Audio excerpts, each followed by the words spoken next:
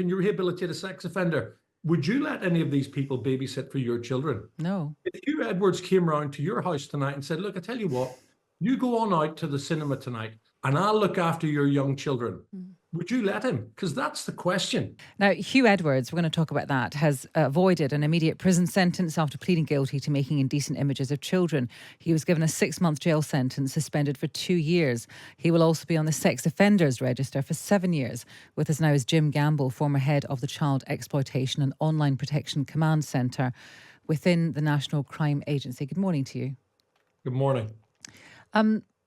What did you think of the sentence when you heard what it was? Well, I wasn't surprised when people said to me, oh, do you think he's going to go to prison? I said, there's not a hope that he's going to go to prison. Less than 20% of individuals who are convicted of this type of offence actually receive a custodial sentence. And that's part of the problem, because we don't create an active deterrent. You know, we don't frighten people about, well, if I do this, I'm going to pay a price. There's going to be an absolute consequence.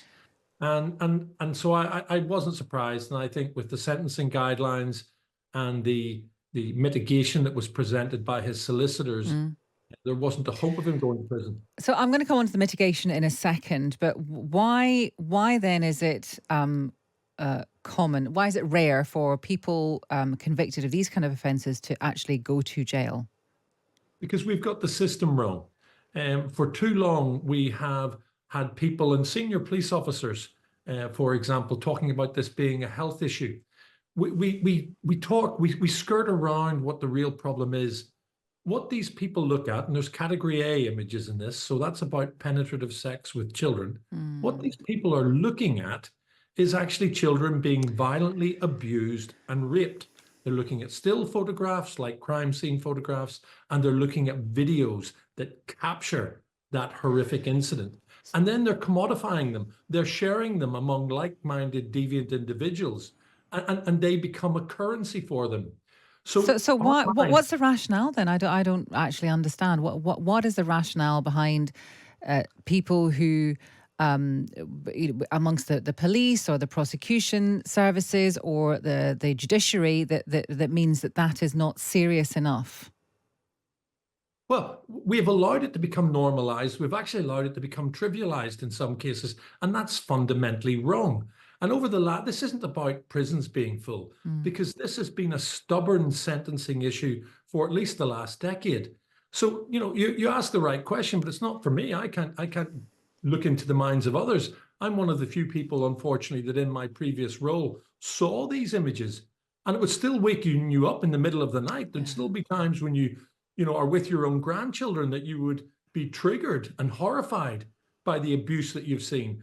And then you're sickened when you realize that so few people who generate this kind of, interest and industry in it go to prison and move away from Huw Edwards, because the only reason we're talking about this is because of his profile. The person that supplied him, Alex Williams, if he was a drug dealer, he'd have gone to prison. But no, he supplied all of these category A, category B, and category C images to Huw Edwards. And what did he get? A 12-month suspended sentence. This is a massive problem for the government. And when you introduced me, you said I was had been in CEOP, a command of the National Crime Agency. When I was in CEOP, it was independent. The Conservative government then came in and they assimilated it into their new flagship, the National Crime Agency. And the bottom line is that undermined and diminished the fundamental focus, because CEOP, when it was originally created, in fact, by the Labour government, was about safeguarding children being the priority, not a priority amongst many. And that was the beginning of the end, I think, for the advancements that we've made. I just want to ask you about, obviously, you say there's no deterrent because these people, we're talking about category A, do not go to jail or rarely go to jail. What about, how do you balance, if you can at all, deterrent against risk? Because the judge in this case, Judge Goldspring, told Huw Edwards, I am of the clear view you do not present a risk or danger to the public at large, specifically to children. There is a realistic prospect of rehabilitation. And also, one of the psychiatrists who interviewed Huw Edwards twice said that that there was a risk to him, actually. I consider that Mr. Edwards would be exceptionally vulnerable within the prison population, not only due to the nature of his offence, but to his inescapable public prominence. And they're worried about harm to him from other prisoners and harm to him from himself. So where do you balance all these different points? How do you balance them? You begin by putting children and young victims first, not the offender, not the concerns about how do we mitigate risk to the offender, risk that he has self-generated. You know, every offender I've ever met is sorry. Primarily, they're sorry that they've been caught. That's the main reason they are sorry. And I can't go into the detail of Huw Edwards' case, and the magistrate will have seen far greater information on the mitigation. But the bottom line is he can't possibly predict risk. No one can. If we could, all of the cases where I've seen people who've walked away from image-based offences then going on to contact offences wouldn't exist, and they do exist. So I think there's almost an arrogance about some of these cases that, well, you can judge risk. You can't judge risk. What a person who takes these images, who uses these images, and it's an interactive engagement in most of the cases. Most of the men that seek out these images of children being raped do so for their own sexual satisfaction. Let's make no mistake about that. They use them in the way other people would use ordinary pornographic images, and these are child sex abuse images, to satisfy themselves. So how you are going to manage and mitigate risk, and if you go into court, I can produce an expert that says A, and someone else can produce an expert that says B.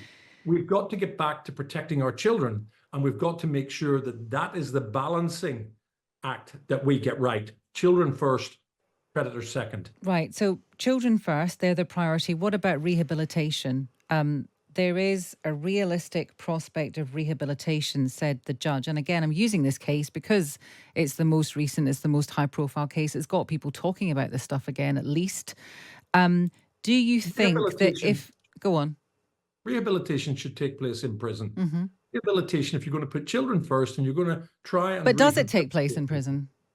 Well, here's the thing. I don't think rehabilitation in most of these cases ever takes place. I think you can mitigate the threat by managing it, and that's by intrusive oversight and engagement by probation services with those individuals who've committed these offences. That's turning up without warning to check their laptops, to check their phones, to ensure that they haven't defaulted to the position that something in their DNA leads them to.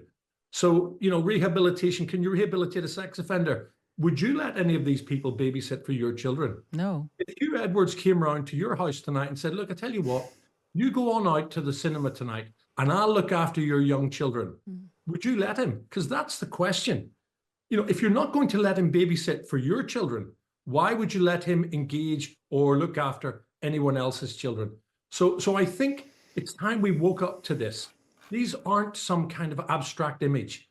They're images of children being brutalized and raped. And if I could arrange for every member of the public to sit down at 10 o'clock tonight and go to channel, let's say 35, and watch 30 seconds of one of these videos, there wouldn't be a single offender that committed this crime that wouldn't go to prison in the future.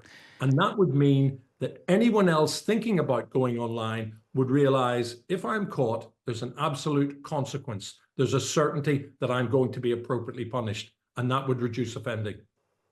Jim Gamble, thank you for talking to us, former head of the Child Exploitation and Online Protection Command Centre within the National Crime Agency.